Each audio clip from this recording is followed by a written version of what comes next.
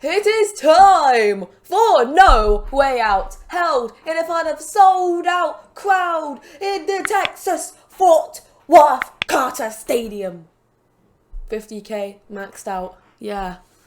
Woo! In a pre-show bout that had a decent reaction from the crowd, but subpar wrestling, Brock Lesnar defeats Taka Michinoku in 14:44 by stoppage when Taka could not continue. Segment rating of 60. This is how we take Taka out. We take him out with a stunt bump. He dies. Yeah. Lesnar with a 66. Taka with a 62.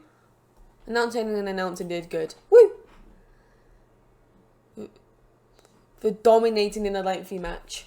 Oh, boo-hoo, he's leaving, I don't care. And he's also inexperienced. This should be longer. So, hope you enjoy some mishap. In a decent pre-show match, Los Guerreros defeated the Dudley Boyz in 1954 when Eddie Guerrero pinned Steven Dudley with a frog splash. Segment rating of 74. Devon with a 63, Bubba with a 67, Chavo with a 56, and Eddie Guerrero with a 74. The Dudleys have excellent chemistry. Jim and Jerry did good. Announcing quality love for the match. Oh yeah, that's our announcers for pay-per-views. Jim, Jerry and Heyman. And apparently it's doing good.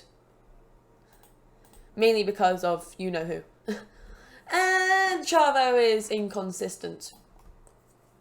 The third abysmal pre-show match. Charlie Haas defeats Gangrel and Funaki in 14:59 when Charlie Haas submits Gangrel with a Haas of Pain. Funaki carried the match in terms of in-ring performance. Segment rating of a 52. Charlie Haas with a 37, Gangrel with 42, Funaki with a 55. Madness. And they were all inconsistent. Perfect! No wonder this was a pre-show match. Anyway, the final pre-show match that had turbo wrestling and a non-existent crowd heat. Tommy Dreamer defeats Finlay in 16:45 by pinfall with a pile driver. Segment rating of 54. Ooh. Dreamer with a 48, Finlay with a 53. Announcing did good. Both of them were inconsistent. And we start off the show with a segment rating of 80. It's really just a hype package. Get fans ready for what's in store. Of course, we have Triple H versus Kurt Angle, Booker T versus The Undertaker, The Rock defends his title, Austin will be on the show, DDP needs a win, Jericho's there. It's cool, yeah, because the Austin Triple H story advanced with a segment, Booker and Taker's story advanced and gained heat because it's good. Happy with that. Austin looks good. Stephanie and Triple H have good chemistry, great chemistry. Steve and Deborah have excellent chemistry. Booker T, 5-time. And no penalties. That went pretty good. So the opening contest in a poor bout, Rob Van Dam defeats Bradshaw in 17:18 by pinfall with a frog splash. Makes defense number 4 of his hardcore title. Of course, for like every time match, I like blurred out the thing so you couldn't see it and they made a big reveal. This had no build up, but all the matches had build up, then I'm gonna have it covered so then you don't know who wins immediately. 66 segment rating. Bradshaw with a 63, RVD with a 60. It's supposed to be a hardcore match, but the Kane Network, or the Channel Network, they were like, too risky, try again. So also means the 3 Stages of Hell is a 2-hour free falls. But we can say it's a 3 Stages of Hell, which I was most likely going to do anyway. But I tried, it didn't work. There you go. And then we go into testing out versus the Hardy Boys. Jeff Hardy was able to get to the show and do the match. Segment rating of 77. Oh, in a decent match, the Hardy Boys But the Hardy Boys defeat Test and Albert in 1655 when Test intentionally got disqualified while fighting Jeff Hardy, meaning they don't lose the titles. In performance, Jeff Hardy was head over shoulders above everyone else. So the Hardy Boys, they get the win, but they don't get the titles. So it's champion's advantage. Test with a 63, Albert with a 61, Matt Hardy with a 68, Jeff Hardy with a 77. The storyline advanced and gained heat. Hardy Boys, excellent chemistry. Jim and Jay worked well together. A bit of boo. Great. I like looking at what's not good. So Albert's inexperienced and inconsistent. Jeff Hardy's also inconsistent. Of course, if you want to focus on the positives, you can read the positives. It's just that there's always a lot of positives now. Look at Jeff Hardy. There to there. That's a lot of positives about Jeff Hardy. And post-match, of course, Edge and the Mystery Man, they were at their corners. Wait, quick nudge, nudge.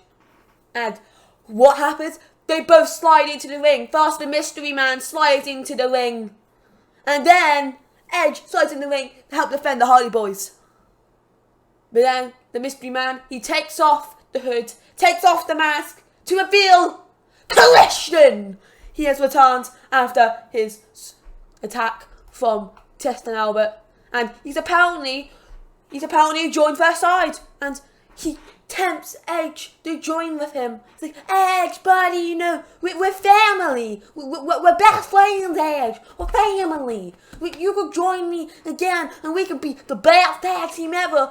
And one day, we'll take on these guys in a fair bout, and then we'll win because we're Edge and Christian. Yeah. So yeah, so basically, Christian's back. And he's even more dastardly than ever. It's not even a nice dastardly, it's evil. Of course, Edge is hinting more face to come face. It's like, I don't know. He's like, come on, Edge, we're family. I have fun when doing these. Okay, I have fun. And of course, that starts the Christian versus Edge storyline. Meaning, well, since you already know that Edge is hinting at a face turn, some shit's gonna go down. Then we go into a 65 rating pre-match. DDP, he begged Ed Bishop for a match. He got a match at No Way Out, and he needs this win. He needs to prove that he deserves a chance. He deserves to be on SmackDown. He deserves to be in the WWF. He needs to prove that he is right for the job. And of course, the bad day for DDP storyline has advanced. And then we go into a selling rating of 71, in a bout that had a decent reaction from the crowd, but subpar wrestling. Buff Bagwell defeats DDP in 10-5-4 by pinfall with a yellow jacket suplex. That went pretty well. I'm going to say well done to the commentators for boosting that. Because DDP was 68, Buff Bagwell was 57. Definitely it was more because of these beautiful people, Jim, Jerry, and of course you can't forget Paul Heyman. And of course that storyline advanced. Look, all the bonuses. DDP's old. Buff Bagwell's inconsistent. And then we go into Rey Mysterio versus X-Pac. Both men want to fight Dean Malenko. He's not on the show tonight. They both want to fight Dean Malenko. Only one of them can go to WrestleMania.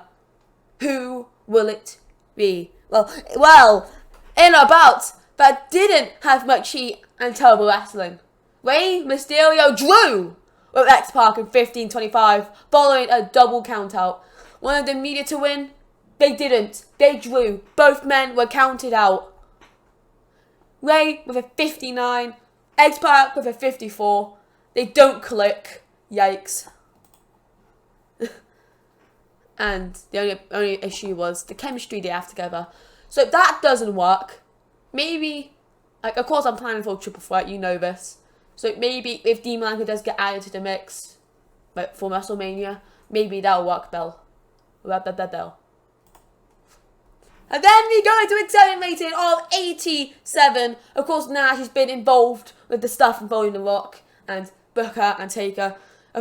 Not actually being involved, but he's in the matches when it happens. He had a good showing against The Rock in a one-on-one match. And in Eric Bischoff's eyes, you have to remember Eric Bischoff's eyes.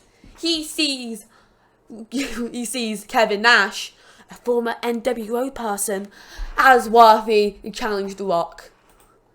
You see where I'm going with this. He's still hinting at the fact that he's still more biased for the WCW guys, and hasn't fully hit the fact that code doesn't matter anymore. 87's good though. That's pretty good. And then we go into the Big Show versus Rhino, a poor feud, and it will obviously be the end.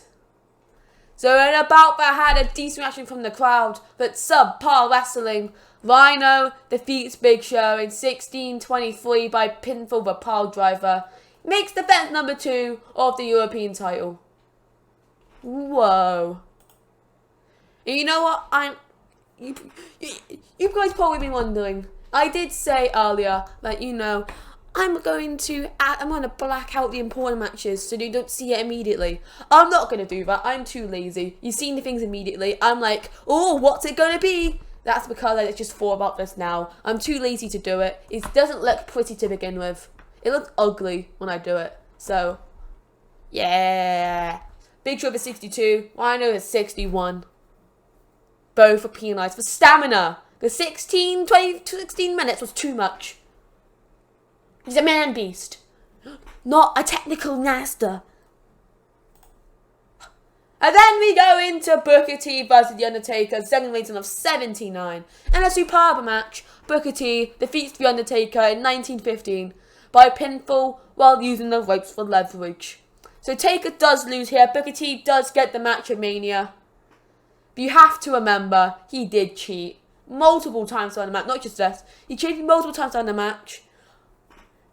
Basically, just run Undertaker down with cheap shots, cheap moves, pushing into the ref and then hitting him into exposed turnbuckle, or grabbing out a chair and whacking him a few times on the back, or grabbing some brass knuckles and punching him in the face, or using the ropes for leverage. He does not. Booker T comes out of this match looking like a cowardice, conniving little bitch. You couldn't get the job done on his own merits, had to resort to cheating. And The Undertaker, he comes out looking like The Undertaker.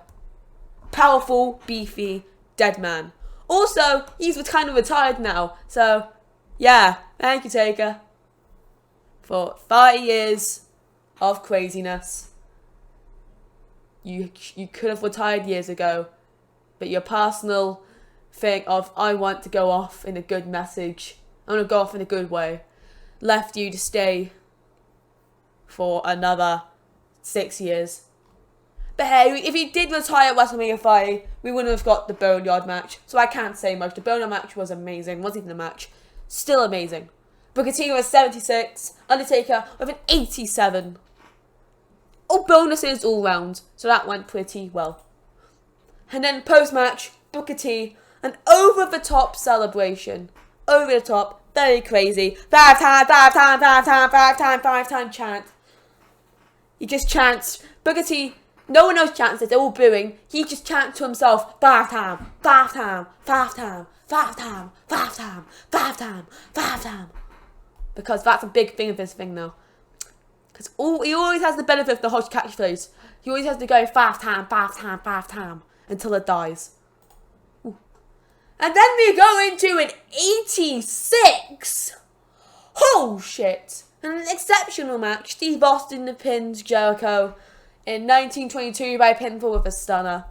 Austin needs to have a good big warm-up match for Mania next month. Jericho, he needs pay-per-view. Like Jericho, I need to book him more. I haven't been able to book him since I'm focusing on more storylines.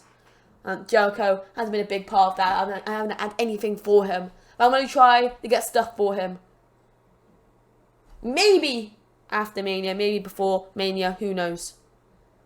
Of course, with that, both of them were inconsistent. In Oh, best match ever. I'm sure about this. This is the best match we've had ever on this series. It's blue. We've never had a blue segment rating. I'm very happy with that. And then we go to a segment rating of 79 in a decent match. Chris Benoit defeats Lance Storm and Farouk in 14-10 when Benoit pins Farouk with a dragon suplex. Makes defense number 4 of its Intercontinental title. And he carried the match with an 83. Lance Storm with a 61. Farouk with his 59. It's a way to calm the crowd more after the hellacious match that just happened. I'm really surprised I got an 86. I should have been the main event, but of course I want to put Triple H versus Angle at the main event. 3 Stages of Hell. So I hope that does good. If it doesn't, I'll cry. Yeah, no penalizations. We did good. Woo. And then we go to an segment rating of 82 in an exceptional match. The Rock defeated Kevin Nash in 17:38 by submission. Makes defense number 1 of his World Heavyweight title. See, they're good together. They are good together. That's all I can say. Rock with a 94, Nash with a 78. Stamina, and he's getting older. But the match was still good. Still pretty good. You can't deny. Cannot deny. And now, up next, here's the main event of the evening. Kurt Angle versus Triple H in a 3 Stages of Hell. And it's still a decent match. In its segment rating of 83, not the best match on the card, but still a great match. Triple H defeats Kurt Angle in 27-20 by 2 falls to 1. So the first fall goes to Triple H because I think it was submission. He cheated, used a sledgehammer. The second fall, Kurt Angle gets the win. I can't remember them. If you remember them, then you can carry this on. Second fall, Angle wins. And then the third fall, Triple H uses Stephanie. Stephanie distracts Angle. Triple H pushes Angle into Stephanie. Stephanie falls out. Triple H doesn't notice. Angle's like, holy shit! Because, Stephanie looks very hurt. Triple H goes, gets him, hits a pedigree, and does whatever, hits a pedigree, and does whatever he needs to do to get the win. I can't remember. It was Hell in a Cell. Hits a pedigree. You can think about how Stephanie got into the cage. You can think about it. I'll let you guys build that up. So they both got an 89, but there was a definite lack of psychology. So that's the reason why I got an 83 and not like an 18. That could have gone really well if it wasn't for the fact that there was a lack of psychology. Probably because the match did go on for 27 minutes. Yeah, and the only issue was the lack of psychology. So if it wasn't a lack of psychology, that could have went so much better. And post-match, segment rating of 82. Austin, he comes out, and the Royal Rumble winner, the man who hit Austin with the car a year ago, because that's like the means of their storyline. Because, of course, Survivor Series 2000. Was it Survivor Series 2000? No, it was 1999. Survivor Series 1999. Austin was hit with the car. Then he returned to Survivor Series 2000. Then went big time with Rikishi and then Triple H. And now they're face to face. They'll be headlining WrestleMania 17. Surely going to be a great match. And for some reason, was limited for being short. Even though like all of the 3 style segments I do, they always take 5 minutes, unless I want to push them up for more. So we've had a lot of 80 ratings like near the end, an 86, which are best match. So this could go really well, or it could go really horribly, really bad.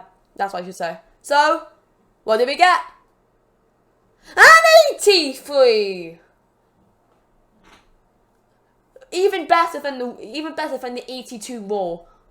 Look at that. Look at the final 3 segments. 82, 83, 82. The 86, 77, 79, 79. 80, of course we had 80 with the hype package, 74 for the pre-show. This was a great show.